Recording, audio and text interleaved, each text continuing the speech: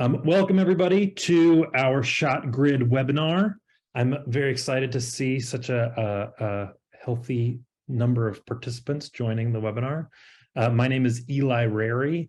I am on the technical sales team here at Autodesk. I have been at Autodesk for 9 years, I think, something like that. I specialize in ShotGrid, and the main thing that I do in my job is help people who are just starting to use ShotGrid to be able to be successful with ShotGrid and to understand what ShotGrid is. At this webinar, what we're going to do is I'm going to give a short presentation about ShotGrid, to sort of walk you through the tool for those of you who are unfamiliar with ShotGrid, don't know what it is or what it's for. We'll try to all get on the same footing there.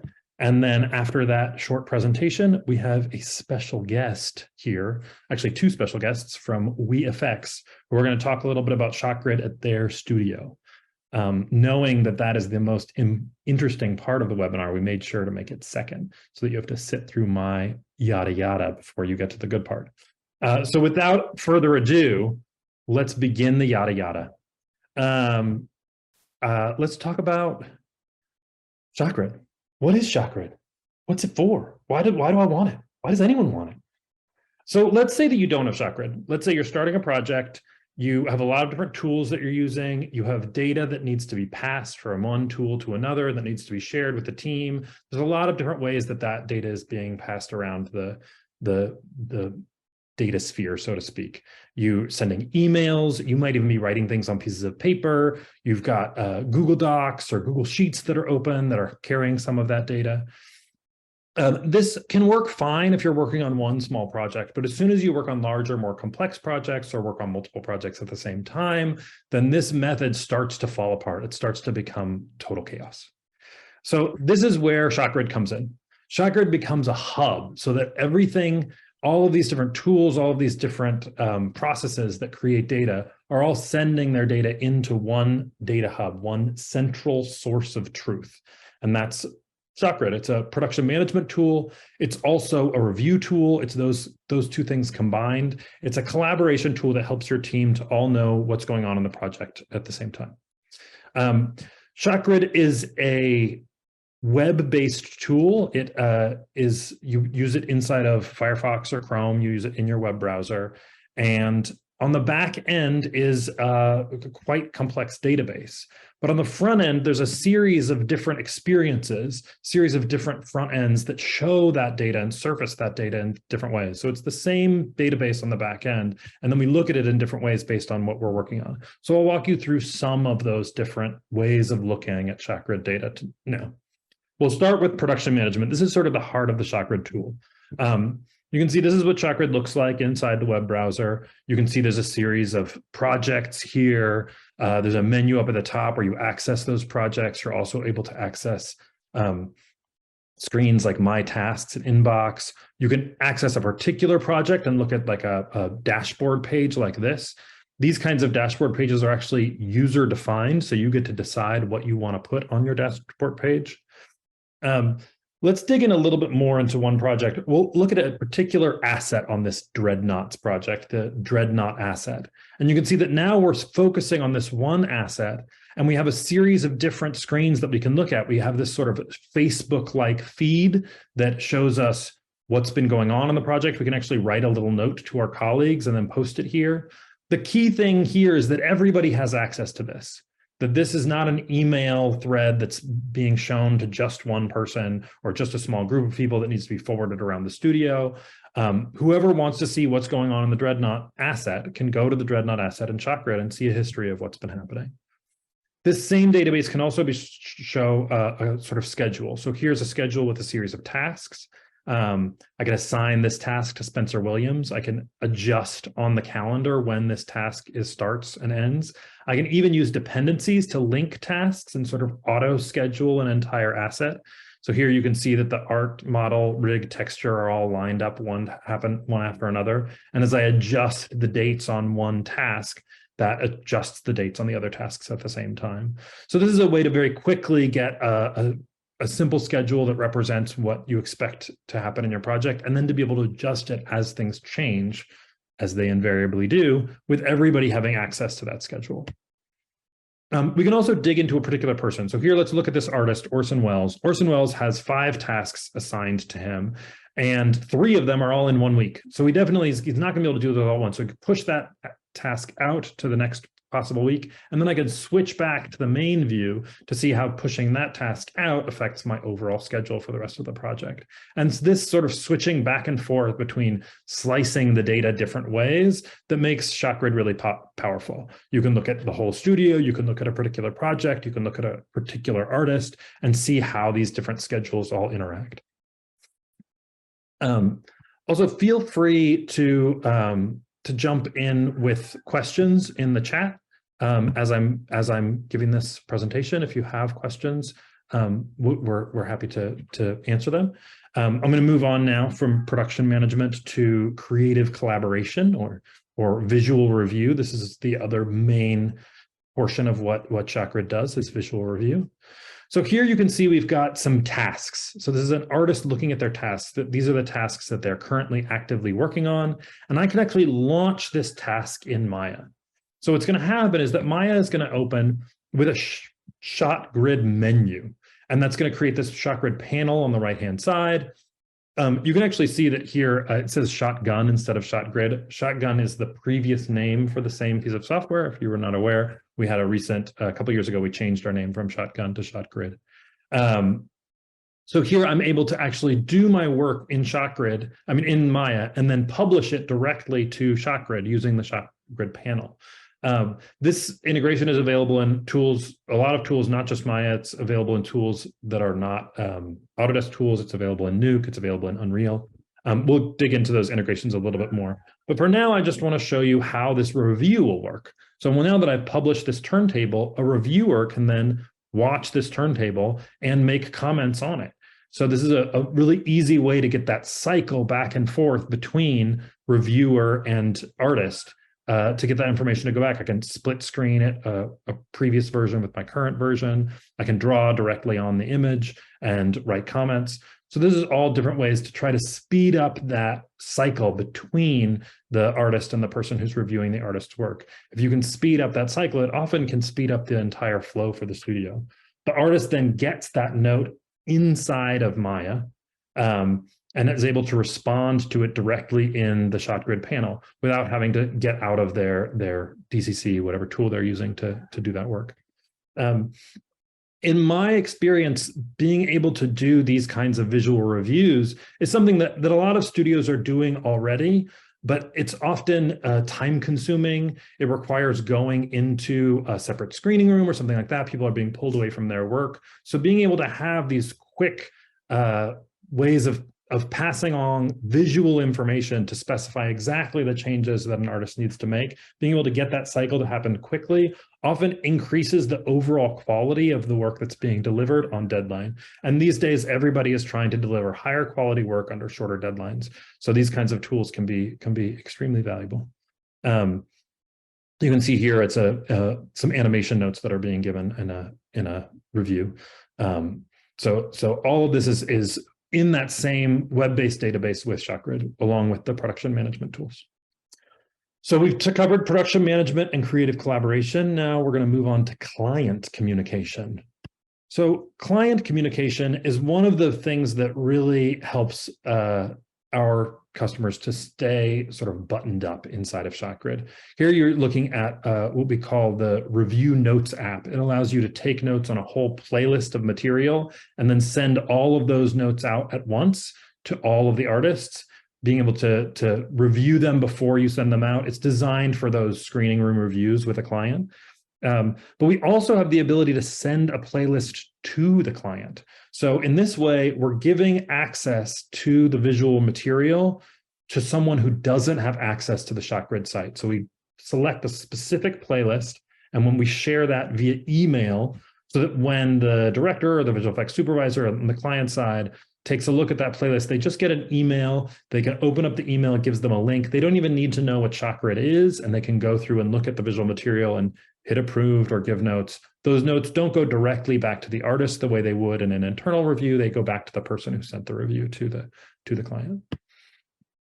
So now, assuming that you've been doing this for a while, you've set a schedule, you've maybe been adjusting it as the project's been going on, you've been doing some reviews, you've got a series of versions for different assets, you've been sending out reviews to the client, getting feedback back from the client, passing that on to artists, you start to get sort of a critical mass of data. So at this point, you want to figure out, well, how can I dig into this data in different ways?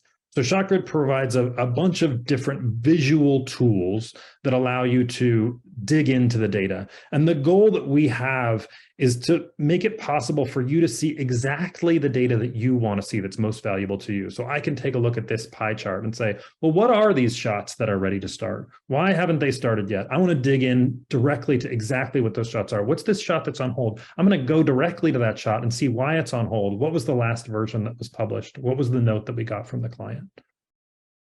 We can also export this data in a variety of ways. We could shoot this graph out as a JPEG if we wanted to put it in a PowerPoint. We can put it out as a CSV if we want to dig into it in Excel. So all the data that's in ShotGrid is easily got out of ShotGrid and then easily imported back into ShotGrid from Excel, for example.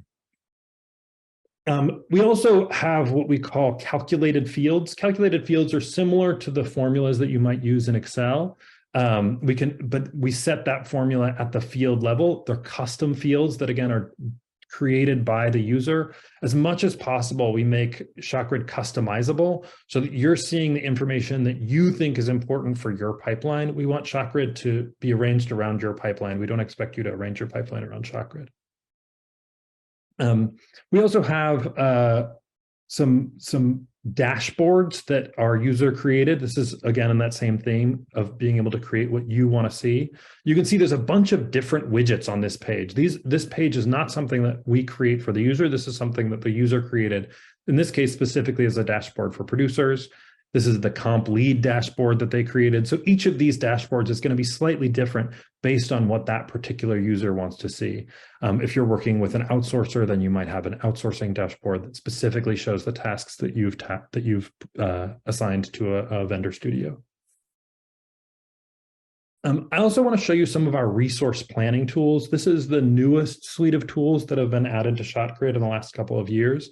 What this allows you to do is take a look at the whole studio, how many tasks are in ShotGrid, and then how many artists can be assigned to those tasks, and see who is over-tasked and who is under-tasked. There's a variety of ways to do that in ShotGrid, but this is a purpose-driven tool for that. You can see here we've got a basic line chart. The purple line says how many people, what capacity we have. The orange line says workload, how much workload. So you're trying to keep the orange line under the purple line. It's a visual representation of the work that we're all already doing in studios, trying to make sure that we have enough people to cover the work as the weeks go by. You can also drill in and get a little bit more granular and look at specific people. So here we've got Eileen and Dawn. Dawn has not enough work and Eileen has too much work. So then I can go in, I can reassign two of Eileen's tasks to Dawn. And then when I go back into this, to that other view, I will then see, okay, so now Eileen has 2 tasks and Dawn has 2 tasks. I've evened out the overall workload. So again, this is that same theme with ShotGrid of looking at the big picture and then being able to drill down into specifics. So now I've talked to you about production management, I've talked about creative collaboration, client communication, and some of the different ways that we do tracking and reporting with the data that's in ShotGrid. I want to also talk about how we can tie it all together with automation. Automation is where ShotGrid really starts to add value in terms of adding efficiency and speed to someone's pipeline. We've got 2 different APIs, a Python API and a REST API. We have custom right-click menus that are available. You can see here that we right-clicked on these shots and went to the delivery menu.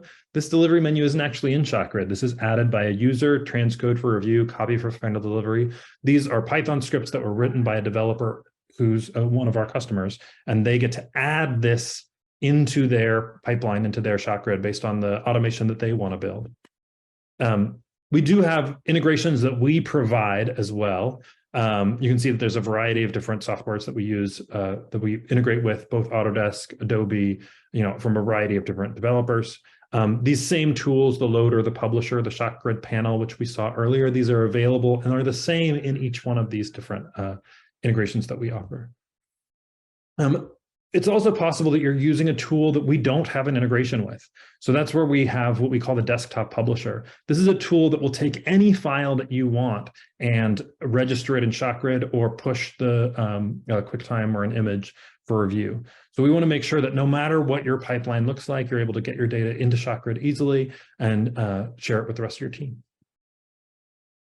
I'm going to go ahead and show you our URL for signing up for a free trial. I'll talk about this a little bit later on. We are making a special offer for an extended eval for folks who are at this webinar.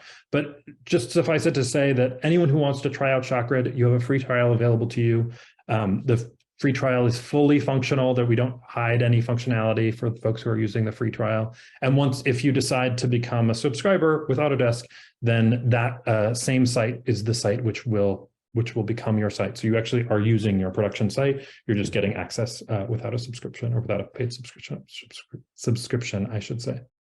Without any further ado, so to speak, I'm going to introduce our special guests. From WeFX, we have Leanna Kruse and Lynn Sibley. We're very excited. We always are happy when we get to invite our customers to speak, and you can hear directly from people who are using the tool about what it's like for them. Let me let you guys introduce yourselves. Leanna, tell us a little bit about what you do at WeFX. Yeah, hi everyone. I'm Leanna. I've been in VFX, specifically in production, for about 8 years now. Over the years, I've kind of just worked my way up from coordinator to manager to producer. But I've always been really interested in like the tool development and processes side of production. So my current role at VFX is actually specifically in doing that, which means I get to play around with ShotGrid a lot and work with the development team to basically make all of our lives in production easier. So lately I've just been working on a lot of really cool, or at least pages and things that I think are super cool. Sometimes we can get a little bit nerdy with ShotGrid. We're like very excited about a spreadsheet. 100%. Yeah. Lynn, tell us a little bit about what you do at WeFX. Yeah, hello, I'm Lynn. I've been in the animation and VFX industries for, 15 years. I started as an artist before I did realize how cool spreadsheets are. I thought coming into VFX that like I have been working with ShotGrid for years. I thought kind of like I know everything it does. And I was very surprised to see that there was a lot of things that we had at WeFX that I have just never used before. It's really exciting. One of my favorites is that we actually have an integrated like delivery option for our playlist. So we can make a playlist that has all the versions we need to go to client. We've double checked it. It's the ones that have the notes on them. And then we just click delivery types, run playlist, good to go. It's amazing. I'm going to ask you a little more about that later, Lynn. But for now, I want to find out more about WeFX in general. What type of work does WeFX do? So WeFX does a lot of CG work, especially creatures as of late. We do everything from modeling and texturing, animation, dynamic simulations, environments in Unreal, and just 2D effects like matte painting and compositing. To name a few things that we've worked on, we've done a few seasons now of What We Do in the Shadows. We've worked on The Expanse, Cabinet of Curiosities, She-Hulk, Yellowstone 1923. Do you have a reel that shows some of this work? We do. So we can kind of just let that work speak for itself. Lynn, do you have the reel queued up?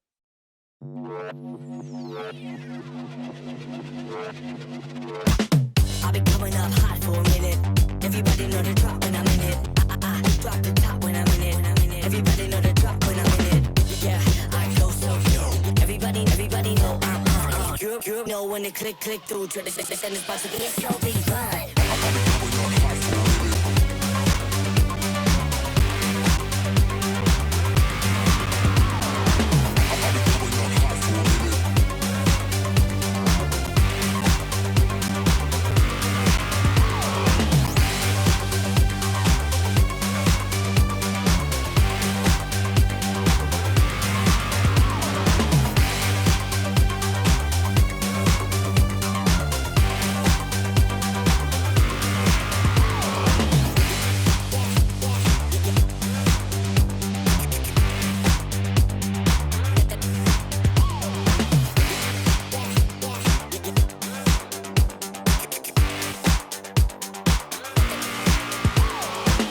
I'll be coming up hot for a minute.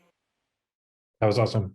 I'm seeing a lot of the creature work that you were talking about, and also I'm seeing some of those invisible effects that I think a lot of studios are working on these days, where someone watching the TV show might not even know that a visual effect has been added into the screen, but in fact it's an all CG shot that they didn't want to shoot with a drone. Let's talk some more about ShotGrid. Enough about WeFX. So tell me a little bit about WeFX is you started in 2020, is that right, Leanna? Yeah, I've been at WeFX since I guess early for the company. It's been a really exciting place to work in a lot of ways because we've seen some phenomenal expansion since the company was started in 2020, which, as we know, was basically right at the beginning of COVID. When I started, I think we were a company of about 20 people. And since then, we've grown to over 150 or around 150 employees. And we've got like 8 projects on the go at a time, and features, TV, all of it. And what was it like when you first brought ShotGrid to the studio? What was the first project that you used ShotGrid on at WeFX? Yeah, so in 2020, our first project as a studio was a massive feature with over 700 shots, which for the size of studio that we were at the time, very big. Our ShotGrid was just fresh out of the box. We hadn't added a lot of custom things to it yet, so we weren't yet using it to its full potential, I guess you could say. And in a lot of ways, some of us were using it for the first time, coming from other studios that didn't use ShotGrid.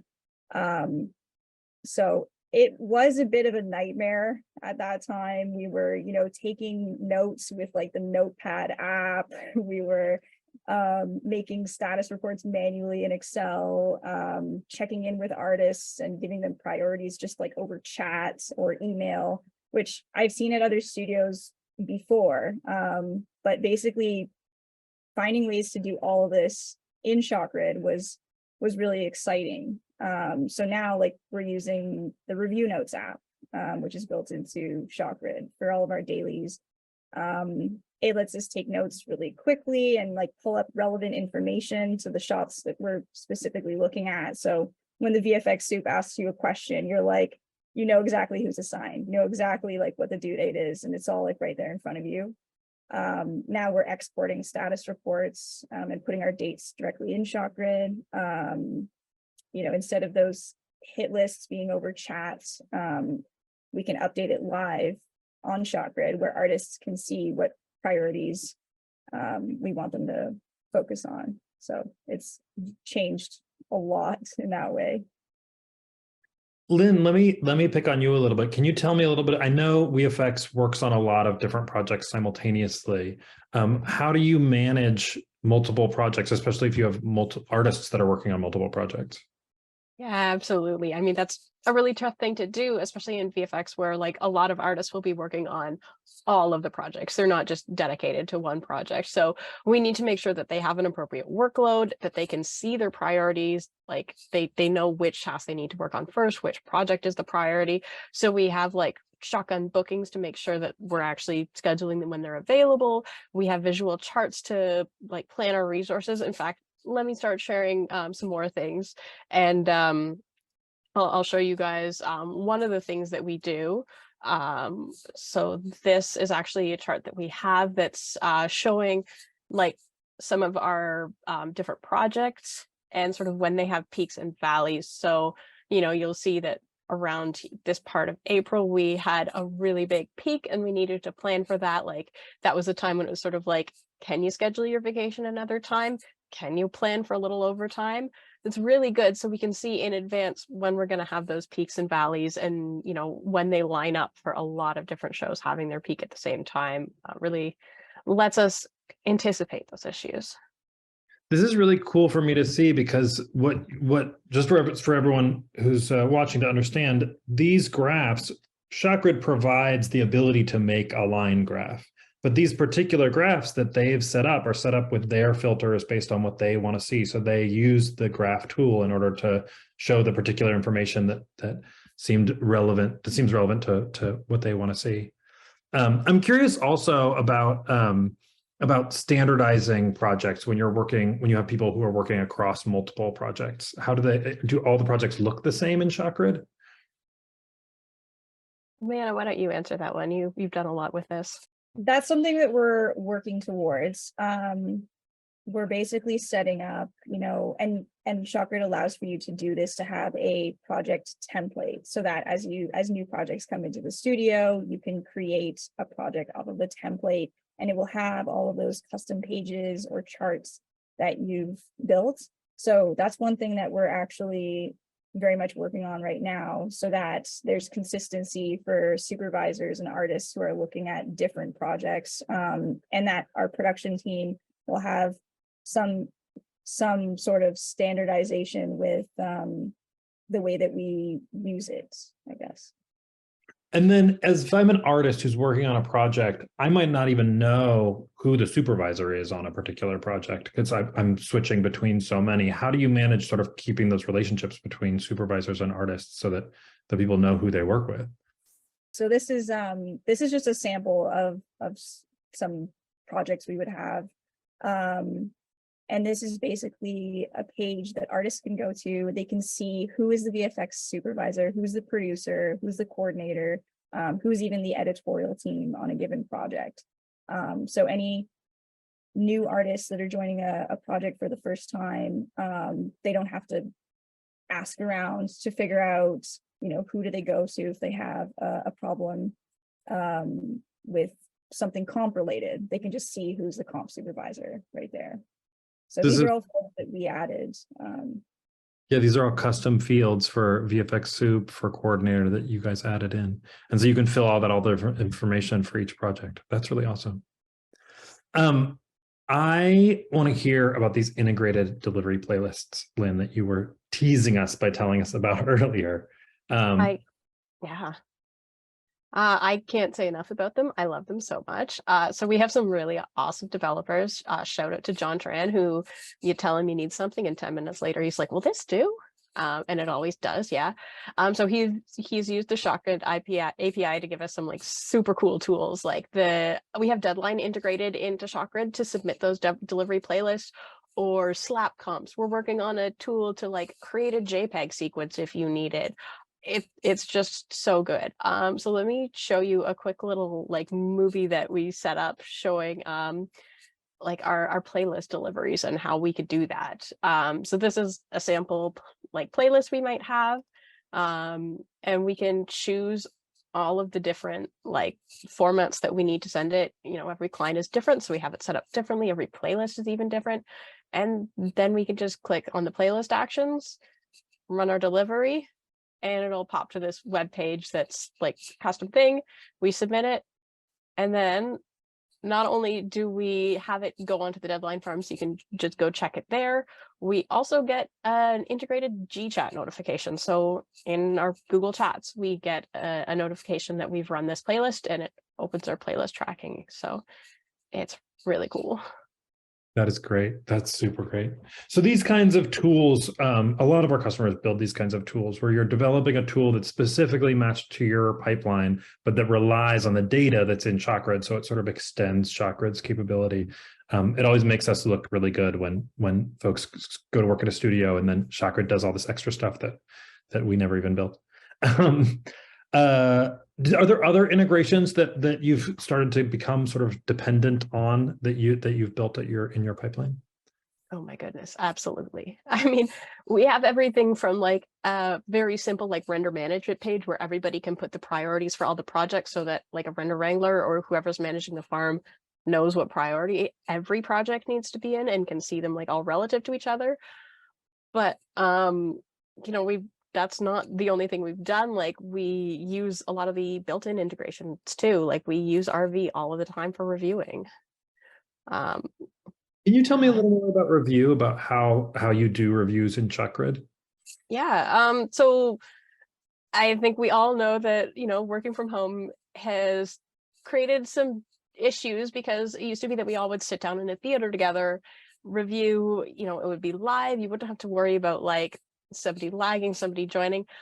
Because we can do the RV integration in ShotGrid, we can have that same live feeling, but like everybody remote. So we can like make a playlist in ShotGrid. Prod can even set the short order so that like when you go in, we're all looking at the same thing in the right order. People can join right into RV live, looking at things in high res, looking at the correct versions. Everybody can mark things up, and production can be grabbing those markups on the fly and throwing them right into the review notes app. So it's pretty awesome. That's great. I want to also talk about scheduling.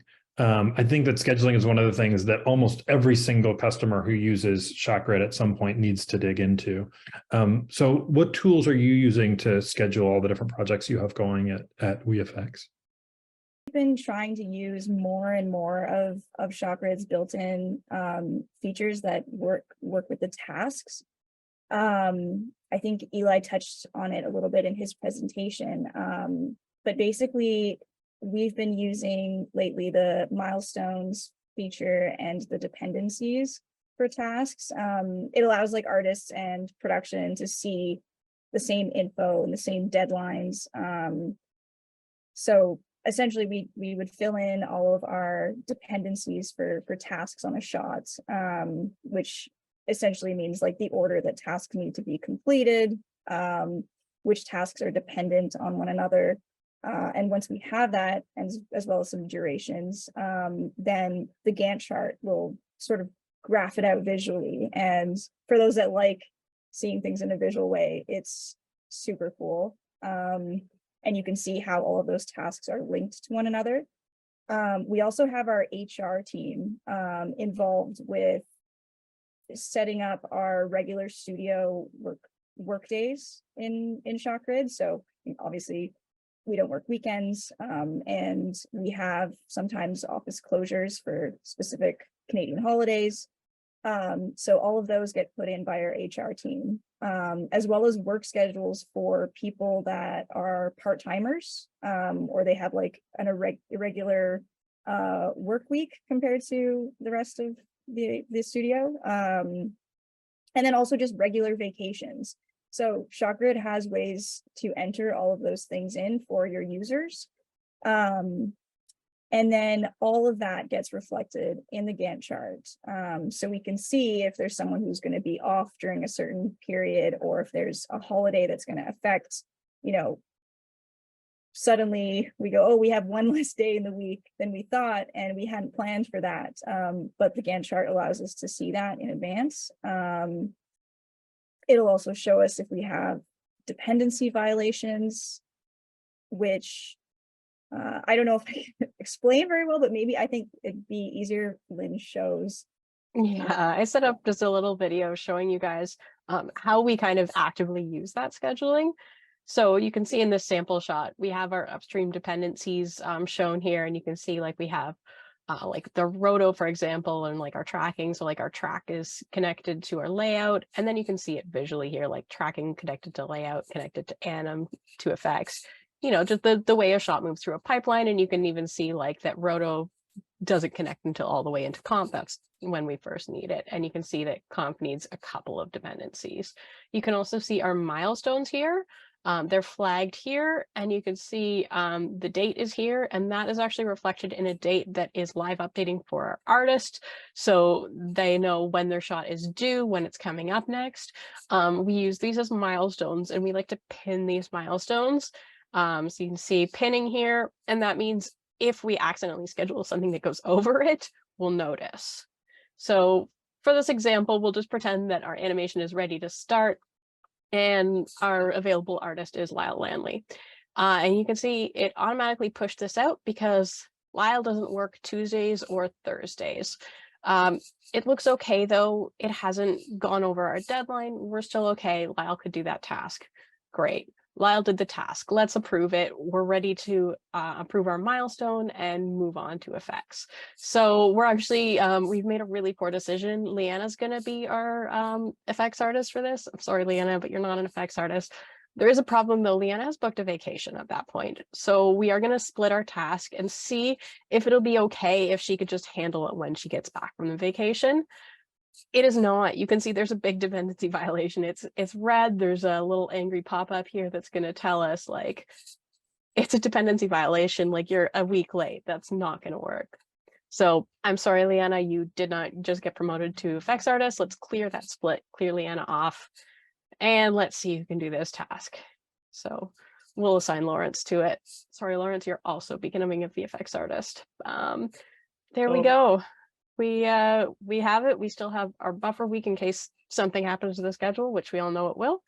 And our dependencies did not explode. And the artists all know when their tasks are due, and it's realistic based on their schedule and the company's schedule. This is very cool. I mean, this is the way that tasking is supposed to work in ShotGrid. This is how one is supposed to use the tool. It requires making sure that all the data is in ShotGrid, that you have everybody's time off in the system. But if you make ShotGrid a hub of information, it can really do some pretty powerful stuff. This is really impressive.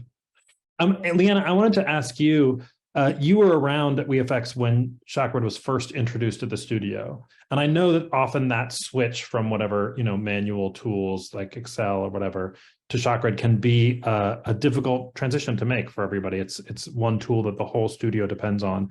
Do you have any advice for someone who's trying out ShotGrid for the first time, who's thinking of making that transition to making ShotGrid their primary production management tool? Any advice for what they can do to be successful? Yeah, I think a lot of it is thinking about the data that you want to be able to see, the things that you want to be able to track. The sky's the limit with things, kind of, especially with being able to create your own query fields or calculated fields. So whatever types of things that you want to track, just data with things. Like the more information we put in about shots, whether it be like just shot descriptions or workload, due dates, camera data, all of that stuff makes it easier for artists, supervisors, production to find things, makes ShotGrid really searchable and filterable. And in some ways, like enforcing data for these things. One big one from our pipeline and development team is requiring artists to log their time daily. So they'll log their time and specify how many hours went towards specific tasks. ShotGrid has a time log feature, so we're actually using that. And it allows us to compare the amount of time that artists have logged on a task versus how much time we had actually bid for that work. And so we can notice if something is going way over, or if there's a particular shot that's eating up a lot of our budget, and just so much more. So I think that's a big thing. And for people using it for the first time, I also would recommend just watching a lot of tutorials. Autodesk has a lot of really, really good ShotGrid tutorials. And just play around, I think. Like if you're building new pages or filters, go into design mode on other pages and see how was this page built and how was this graph made, that type of thing. Shout out to the ShotGrid YouTube channel, which is largely created by someone at Autodesk, my colleague Shayna Duguid, who does an amazing job with all those videos. And there's one more question that I want to ask. We have a really great interactive crew who are here participating. We have tons of questions for the Q&A, and I see lots of applause and hearts floating up the screen, which just thrills me to no end. But I do have one more question. I want to ask, where do you see ShotGrid going in the future at WeFX, and what would you hope to see from Autodesk and from ShotGrid going forward? Oh, I'll tackle this one. We have some really exciting things coming up. We're working on even more pipeline integration so that basically any piece of information an artist needs is on ShotGrid. There's still a few things that don't exist in ShotGrid for our studio, so we're trying to make sure that all of that is there so that there's one central place with everything. Leanna and I sort of talked about what would we like. The one that we would love is there's a couple of pages on ShotGrid that aren't customizable yet. We'd love to see if they could be, like the My Task page or the Inbox page. We're excited to see more development for the new resource management, more functionality for that would be amazing. Things like being able to get even more complex with some of the graphing, like getting a couple layers deeper into your filtering and that kind of stuff. Yeah, we're just excited to see more development. Awesome. We love to hear from customers about what you want. That's what guides our development and our roadmap. All right, let's dig into these questions. I'm going to do something that because I'm just got my eye on the clock. I'm going to go to all the easy questions first that I know I can answer really fast and just answer all of them. And then we'll start digging into the hard ones. Meg asks, do you store any files on ShotGrid other than previews and renders? So ShotGrid is not it's not a cloud storage tool. You can upload files to it, but it's not really a good place to store your files. You should be storing your files wherever you store your files today. ShotGrid is a sharing collaboration tool, so you want to be mainly uploading those QuickTimes and images for review. There was another easy one I wanted to grab. Hello, a question for ShotGrid. Are there going to be any new developments for the crew planning beta app?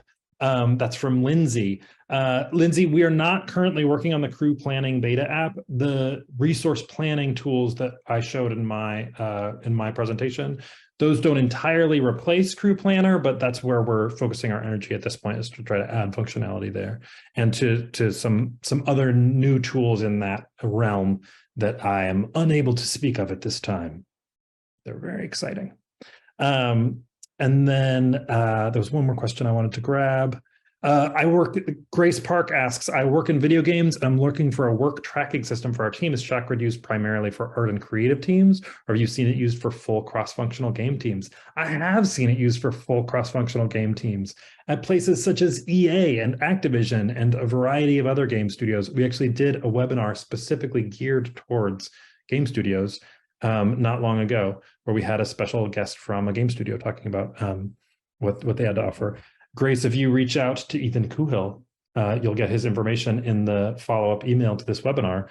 He can send you a link to the recording of that webinar and even a chance to chat with me or one of my colleagues about how to get your game studio up and running in ShotGrid.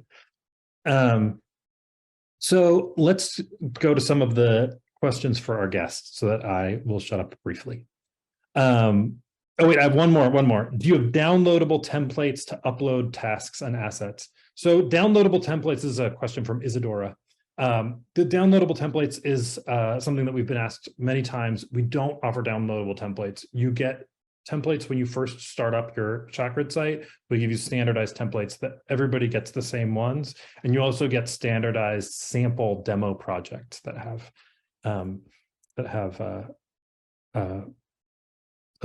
basically a sample project, so you can see what it looks like when a project has data in it and is not just an empty template.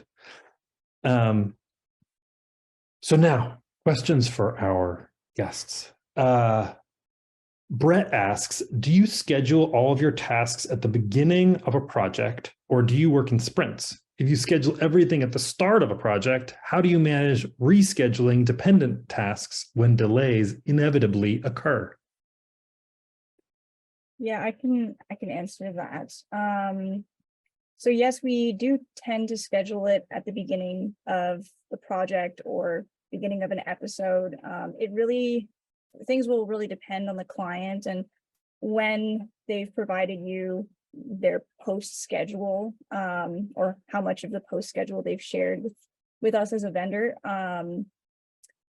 But I mean, as long as we have kind of the turnover dates for when the client's going to send us the work, and if we have final due dates for things, then we can kind of work within those dates and, you know, work backwards from the due date and make sure that we have enough time from start to end and squish things where we need to, where they don't fit.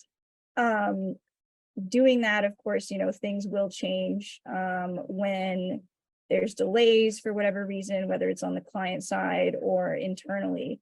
But the benefit to using the dependencies is that as things change, you only need to modify sort of where you are on those shots, and everything else will push accordingly, or squish accordingly, depending on how you're using it, rather than having to reschedule every single task that follows the task that you are actively working on, if that makes sense.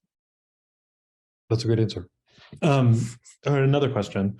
Can you show any time logs, pages, widgets for comparing the actuals? We can't show anything, but maybe you can describe a little bit about how you go about gathering the actuals, because I know that that's something that you do at WeFX. Yeah, absolutely. So on every ShotGrid page for every shot, every asset, we have always visible our bid column. And so when we put the shot into ShotGrid, we add our bid to it. And then we actually have a column next to it that's like our time log, the actual amount of time that the artist has spent to it. So we actually have that information kind of live to you every time you're looking at a shot. So we can just kind of always see it on any page for any real piece of information. It's just there. We've got our column set up so that we just can always see it. We can add it anywhere we need it. And then we can also, make special pages just to look at that. But, if you're looking at a shot, you're going to see it as right there. Yeah. Sorry. One thing we didn't really talk about was ShotGrid's ability to format things based on certain criteria. So you can have things turn red or turn yellow or whatever based on if they're over or under certain things. So we have a calculated field that subtracts the time log from the time that we bid on it, and if it's a negative or positive number, it's going to turn a different color, so we can see which shots are over or under. They're over the time worked on them actually goes over the bid that you set for them at the beginning of the project. Yeah, exactly. Cool. How do the artists enter the time logs? How do they log their time on different tasks? Do they do that in ShotGrid or in another tool?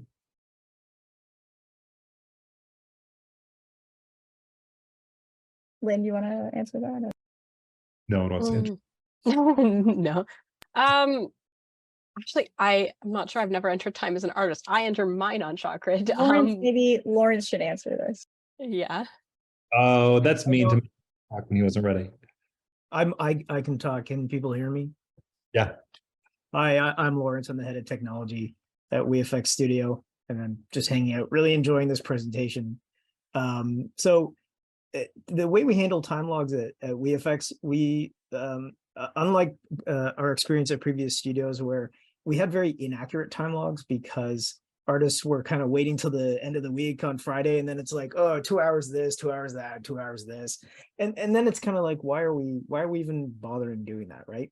Well, meanwhile, having accurate time logs is very useful information for the customer. It's critical for clients. It's critical for billing, tax credits, things like that. So what we did is we built a custom app, and our artists are faced when they start up their workstation and they go to work. It pops up and says, hey, you haven't logged your hours from the previous day. Gives them a list of tasks that it fills out by connecting to ShotGrid for that day. So we're kind of clever about trying to figure out, okay, what's a valid task for a particular day. They can pick the days that they want to enter time on. And once they're up to date, then they can work. It's a bit of a pain in the ass, but you get in the hang of it and go. And the other nice thing about having a custom app is we can kind of put controls around it. Like, for example, if an artist logs time to technical issues or downtime, we can ask them questions like, hey, did you talk to a producer about that? Or did you talk to IT about your downtime? So it kind of allows us to manage the process a bit better. And then we get extremely accurate time logs in ShotGrid that we can then analyze and do cool things with. Awesome. I will say I also usually see the customers do that artists don't usually enter time logs directly into ShotGrid. They usually have a tool that's pushing that data in one form or another. All right, we're running short on time again, so I'm going to do another lightning round of answering questions as fast as I can.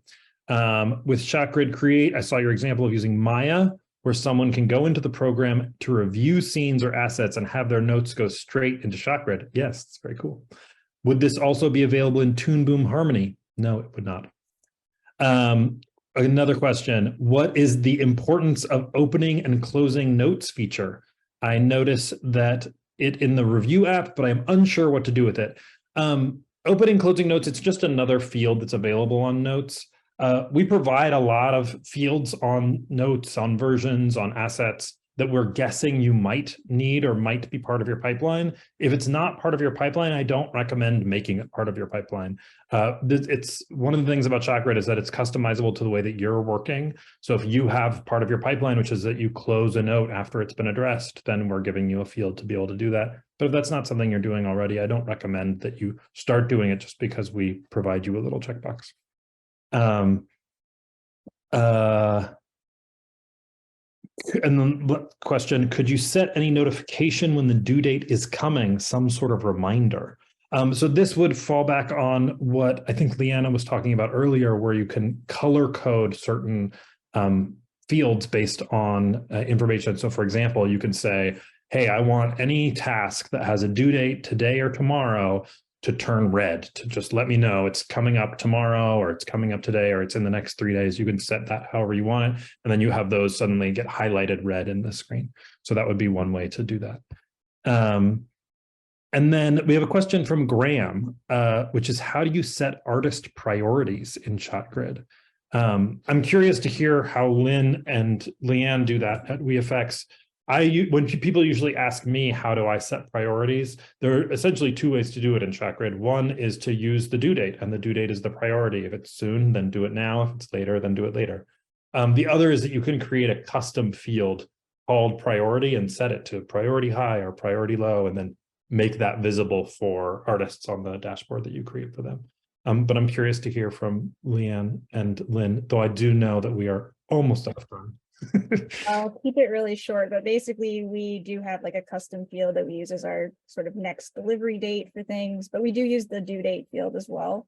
And one cool thing that you can do in ShotGrid is create pages where it will show tasks or priorities for whoever's looking at it. So depending on who goes to that page, they will see, you know, their tasks in order of, you know, whatever field we've sorted it by.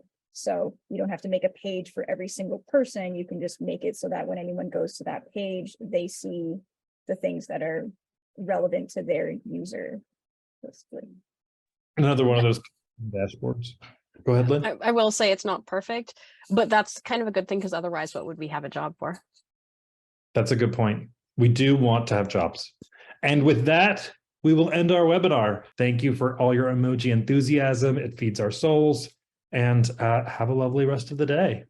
Bye, everybody. Thank you, guys. Thank you, Autodesk, for having us. Thanks for Yeah, thank you. And Lynn, you're what makes the webinar interesting. We really appreciate your participation. Bye, folks.